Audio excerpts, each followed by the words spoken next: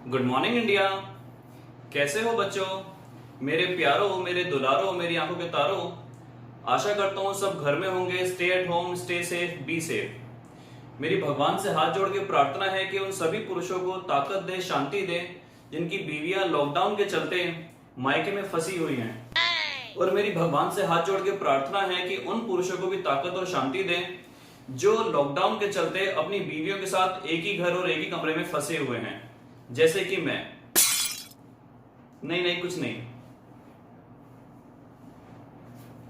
चलिए शुरू करते हैं आज का टॉपिक, पोटेंशियल एनर्जी। कल आपको पढ़ाया गया था पोटेंशियल एनर्जी के पहले टॉपिक में टॉर्क। आपको बताया गया था कि अगर कोई इलेक्ट्रिक फील्ड है, अगर और उसके अंदर आपने कोई डाइपोल रख दिया, अगर उसके अंदर आपने कोई डाइपोल रख दिया तो उस डाइपोल पर लगने लगेगी एक टॉर्क। देखते हैं एक बार, हल्का सा रिकैप करते हैं। ये हुआ पॉजिटिव चार्ज और इधर हुआ नेगेटिव चार्ज, इधर हुआ हमारे पास नेगेटिव चार्ज।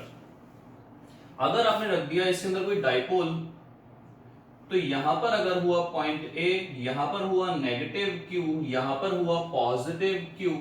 ये पॉजिटिव चार्ज इसको अट्रैक्ट करेगा, ये नेगेटिव चार्ज इसको अट्रैक्ट करेगा और अल्टीमेटली लगने लगेगी इस पर एक टॉर्क। तो टॉर्क की वजह से ये घूमेगा, ये अपनी ऐसी पोजीशन में पहुंचेगा जहां पर ये हो जाए इक्विलिब्रियम। इक्विलिब्रियम का मतलब होता है संतुलन। हम आज निकालने जा रहे हैं पोटेंशियल एनर्जी। तो पहले आप लोगों को बता दूं पोटेंशियल एनर्जी का एग्जैक्टली मतलब क्या हुआ करता था। अगर हम ग्रेविटेशन के कंसेप्ट में बात करते थे, अगर मैंने इसको उठाया 5 मीटर की हाइट तक, तो पोटेंशियल एनर्जी का फॉर्मूला निकल के आता था mgh, mass of the object, g acceleration due to gravity and height, h distance from the earth surface. यहां पर हमारे पास पोटेंशियल एनर्जी का मतलब क्या आएगा कि अगर ये बॉडी ऐसे है तो डेफिनेटली यहां पर इसको ऐसे अट्रैक्शन मिल रहा है, यहां पर इसको ऐसे अट्रैक्शन मिल रहा है और ये इक्विलिब्रियम में रहेगी। अगर मैं इसको हल्का सा घुमा दूं और उसके बाद छोड़ूं, ये वापस ऐसे जाकर रुक जाएगा। अगर इसको मैं और ज्यादा घुमाऊं, छोड़ूं, ये वापस ऐसे जाकर रुकेगा। अगर इसको और ज्यादा घुमाऊं, छोड़ूं, ये वापस ऐसे जाकर रुकेगा। तो कहने का मतलब है ये अपनी इक्विलिब्रियम पोजीशन में आना चाहेगा।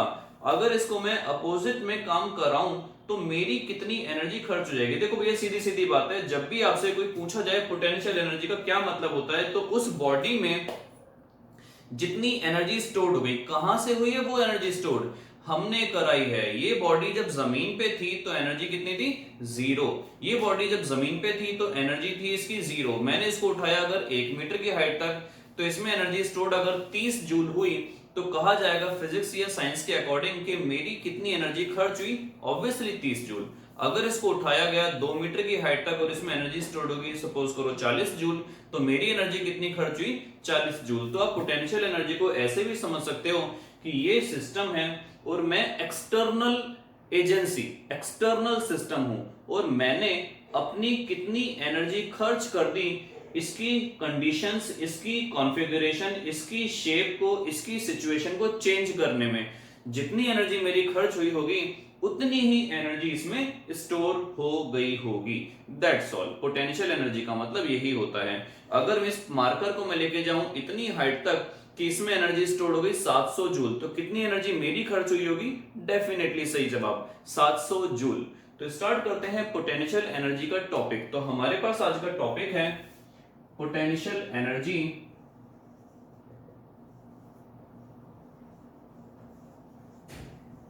of a dipole in an external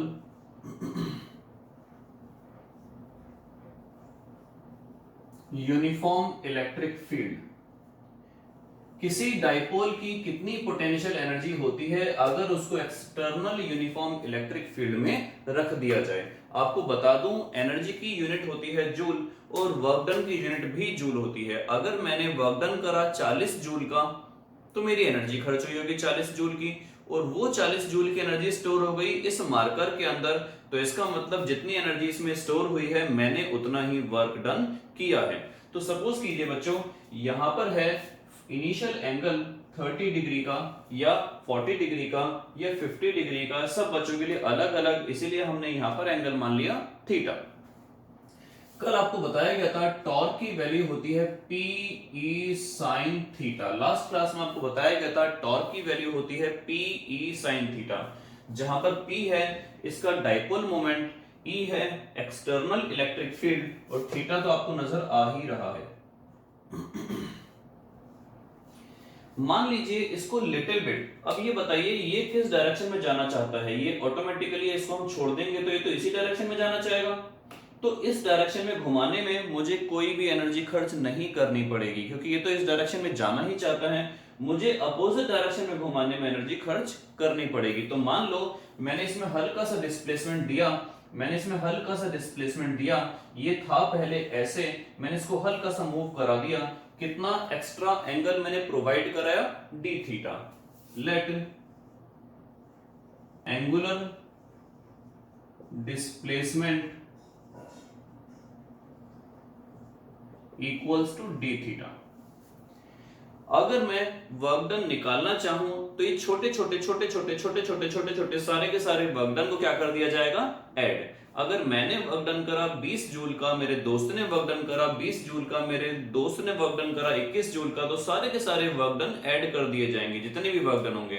जितना ज्यादा एंगल हम छोटा लेंगे, अगर मैंने एंगल क्रिएट करा 1 डिग्री का, दूसरे ने एंगल क्रिएट करा 1 डिग्री का, तीसरे ने एंगल क्रिएट करा 1 डिग्री का, या चौथे ने एंगल क्रिएट करा 2 डिग्री का, तो इस तरीके से हम कोशिश करेंगे उन सभी वर्क डन को ऐड कर दें। जितना ज्यादा एंगल छोटा होगा उतना ज्यादा वर्क डन मोर एक्यूरेट आएगा। इस कंडीशन में हम ऐड करने से अच्छा है इंटीग्रेट कर देते हैं। तो आप लोगों ने पढ़ा है कि work done equals to force into displacement.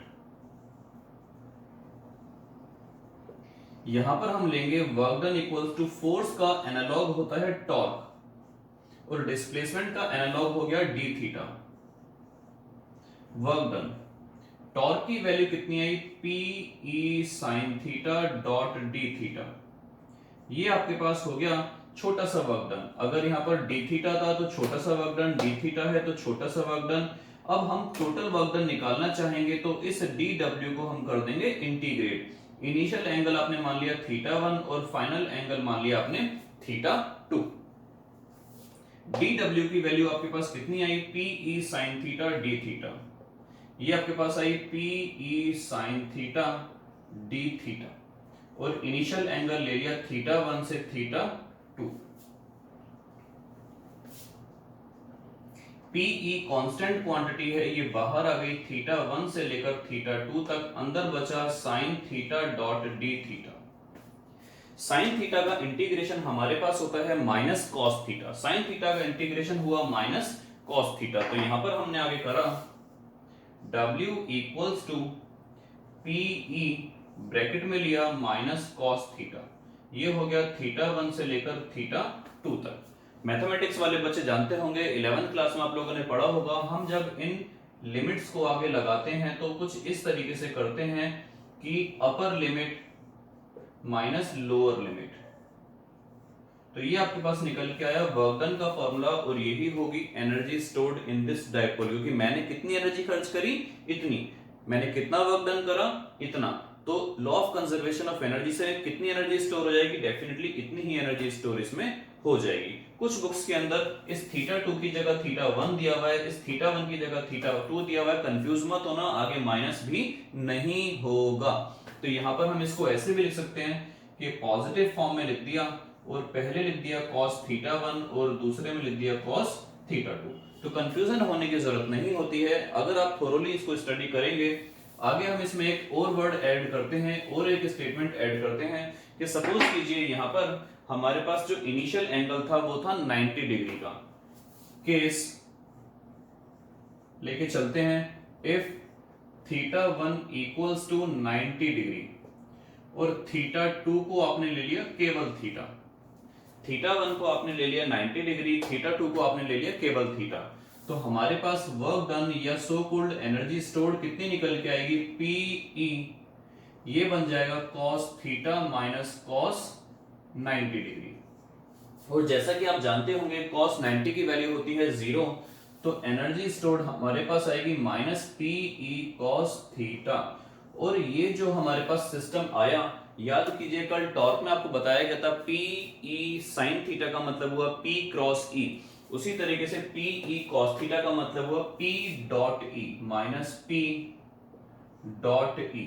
जब कॉस लगता है तो हम बना देते हैं डॉट प्रोडक्ट, और जब साइन लगता है तो हम बना देते हैं क्रॉस प्रोडक्ट। तो ये था आज का हमारा टॉपिक। इसका मतलब हुआ कि अगर किसी डाइपोल को आप किसी इलेक्ट्रिक फील्ड में रखेंगे तो डेफिनेटली उसमें एक एनर्जी डेवलप होगी, और वो एनर्जी अगर हम उसको अगेंस्ट घुमाएंगे बढ़ती चली जाएगी, अगर हम उसी सिस्टम के अलोंग घुमाएंगे घटती चली जाएगी। इस डाइपोल को अगर मैं ऐसे घुमाता चला जाऊंगा, ऐसे घुमाता चला जाऊंगा, क्योंकि ऐसे तो ये खुद ही घूमना चाहता है, तो ऐसे घुमाता चला जाऊंगा तो एनर्जी लगातार घटती चली जाएगी।